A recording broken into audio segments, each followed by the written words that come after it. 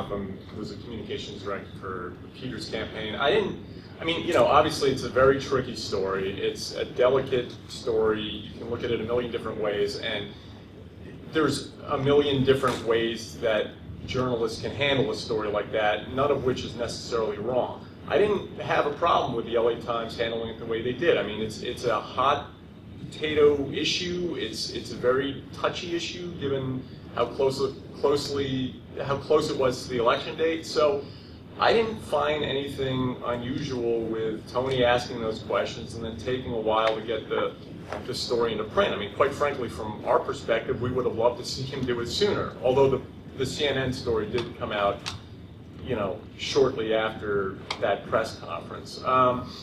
But I took it as nothing more than Tony and his editors sort of wrestling with the best way to handle this story. And this is kind of the decision they made.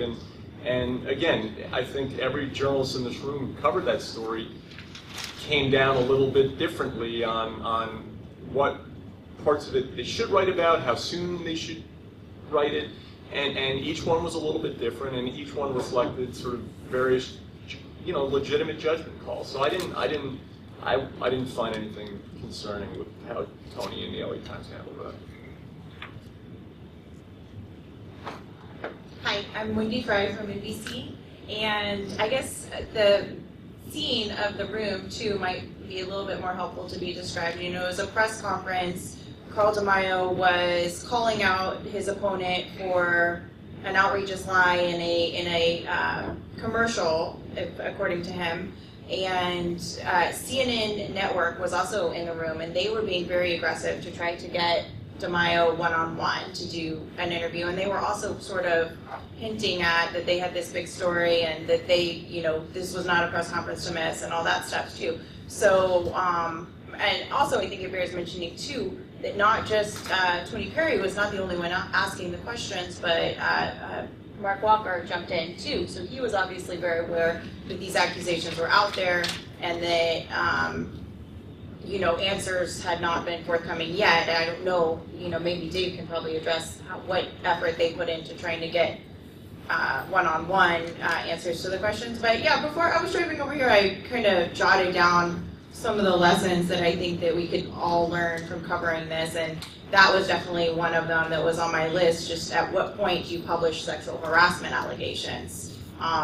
You know, do you have a witness? Do you have a complaining person? It's typical, but I think in the post-Filner era, you know, we did stories that, you know, Donna Fry says there's a victim. Okay, you know, so I think that that's one of the definite questions that we kind of need to, I don't have the answers either, but just one of the ethical dilemmas that, you know, we need to evaluate is at what point do you publish sexual harassment allegations and how, and, you know, kind of going into a campaign with a structured approach is another kind of lesson that, you know, we all knew right away that this was going to be an ugly, contentious race. And, you know, kind of having a plan with your superiors, with your other members of your team of how you're going to cover when these nasty I mean, everybody knew nasty allegations were going to come out in this race, right? So, you know, kind of having a plan on how they're going to be approached. I think it's a good lesson to learn from this. I'm Michael Smolens. I'm the UT government editor, and I oversaw much of the coverage of this race with Mark Walker and others. I guess I'll speak for Tony only because I spoke with him about other matters, including Mark. He and Mark are friends a couple days ago. And we talked about that. He had said, and you know, I'm not trying to cast aspersions, Dave, he said he had tried to interview Carl DeMaio about this. I don't know if he said what the subject matter was and didn't get an interview for a couple of days. Why he did what he did and not write about it, as Wendy pointed out, that it's no state secret. We had and others had heard about these allegations, and I think we were pursuing it the way you normally would, trying to get at it ourselves and figure out what to do with it. It was very bizarre to ask it in public and to not do a story. You know, you'd have to ask Tony why that was, and as I forget who it was, whether it was Alex suggesting he and his editors may have struggled with it, but he certainly knew what it would lead to. And apparently they just had no concern about following the way they did with your general overview, and sandwiched in the middle of that a good chunk about all this. So.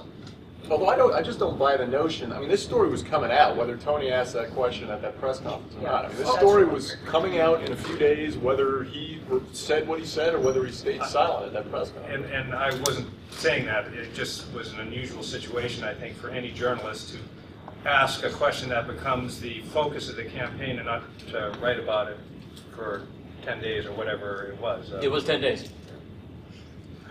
I mean, if I think we ask questions all the time. Together. Okay. Let's let Claire answer. Let's not get sideways on this first question.